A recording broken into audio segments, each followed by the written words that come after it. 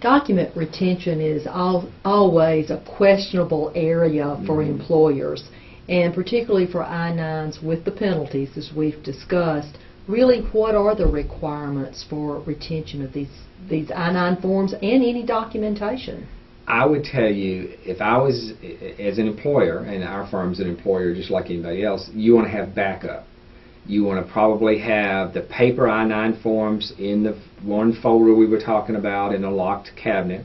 I would also be scanning my I-9s in electronically to have a backup.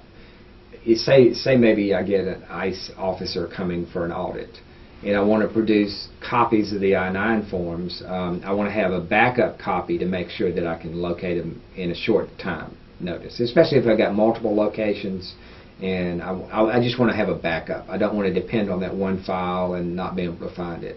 So, in fact, you are able to scan and load these in a computer. That does not violate any Privacy Act or any parts of this law. Not a bit. You do have certain requirements. Let's talk about the retention requirement. And this is kind of a nice little form to help you understand. You have to retain an I-9 form for 3 years from the date it was filled out, completed, or from 1 year after the employee leaves you, whichever is longer.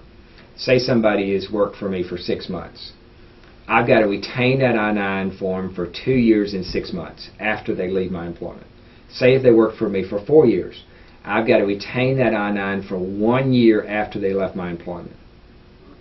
Does that? It makes sense, okay. But it's just more paperwork to keep up with. That's why this form would be very valuable.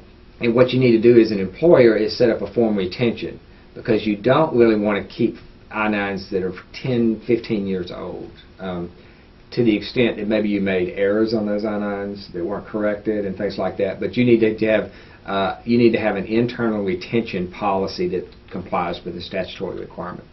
So you can retain them 3 different ways: paper retention, microfilm. I don't know many people doing that anymore, but microfilm retention, or electronic forms retention. You're able to set these forms up. Large employers, a lot of times they're setting these up as totally electronic documents. They're having employees come in and electronically sign in their blocks. They're having the employer section electronically sign. They're storing them totally electronically. So that's an option. Or you can do what we're talking about: paper fill them out, scan them in, and save them electronically.